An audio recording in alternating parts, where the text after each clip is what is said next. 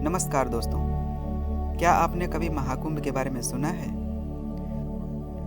आज हम आपको महाकुंभ की यात्रा पर ले चलेंगे, जहां हर साल लाखों लोग गंगा, यमुना, सरस्वती के संगम पर एकत्र होते हैं। इस वीडियो में हम जानेंगे महाकुंभ का इतिहास, महत्व और उनके पीछे की रहस्यमयी कथाएं। महाकुंभ के समय जब लोग गंगा में डुबकी लगाते हैं, तो यह एक अनुभव से कहीं बढ़कर होता है। यह उनकी आत्मा की शुद्धि का एक रास्ता होता है। लेकिन क्या आप जानते हैं कि महाकुंभ का आयोजन कब, कहां और क्यों होता है, और क्या है इसका इतिहास? महाकुंभ का इतिहास बहुत पुराना है। इसकी जड़ें भारतीय पौराणिक कथाओं में छिपी हुई हैं। पुराणों में बताया गया है कि समुद्र मंथन के दौरान अमृत कलश पृथ्वी पर गिरा था और इसे लेकर देवताओं और दानवों के बीच युद्ध हुआ।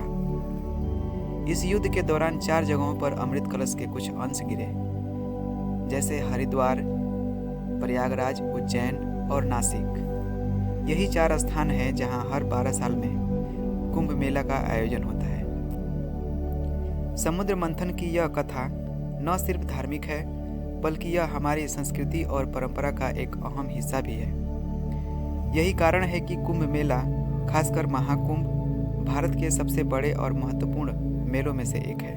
महाकुंभ केवल उन जगहों पर ही नहीं, बल्कि हर शहर, हर गांव में उसका अलग महत्व और आयोजन होता है। ये स्थान हर बार अपनी अद्भुत व्यवस्था, श्रद्धा और आस्था के साथ लाखों भक्तों को आकर्षित करते हैं। प्रयागराज में आयोजित महाकुंभ एक ऐतिहासिक घटना होती है। यहाँ पर संगम स्थल पर हर साल लाखों लोग आते हैं और इस पवित्र नदी में डुबकी लगाते हैं। अगर बात करें 2019 के महाकुंभ की, तो वहाँ करीब 15 करोड़ से ज़्यादा लोग एकत्रित हुए थे। महाकुंभ के समय क्या होता है? यहाँ पर न केवल धार्मिक अनुष्ठान होते हैं, बल्कि यह एक प्रकार का सामाजिक समागम भी बन जाता है। विभिन्न संत, योगी और श्रद्धालु यहाँ आते हैं। क्या आप जानते हैं कि महाकुंभ में नागा साधु का आना एक महत्वपूर्ण परंपरा है? इन साधुओं का जीवन पूरी तरह से तप और साधना से जुड़ा होता है। जब ये साधु नंगे शरीर में गंगा में स्नान करते हैं, तो वह दृश्य सचमुच मन को मोह लेने वाला होता है। यह एक धार्मिक दृष्टिकोण से बहुत महत्वपूर्ण होता है और इन साधुओं के साथ उनका सामाजिक और आत्मिक दृष्टिकोण भी जुड़ा होता है। महाकुंभ सिर्फ स्नान तक सीमित नहीं है।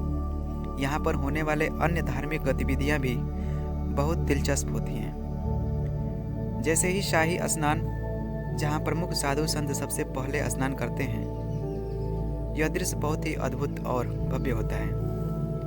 महाकुंभ के समय इन साधु संतों के पर्वतारोहण की परंपरा भी बहुत महत्वपूर्ण होती है। जब ये लोग अपने जुलूस के साथ संगम तक पहुँचते हैं, तो यह दृश्य एक उत्सव का रूप ले लेता है।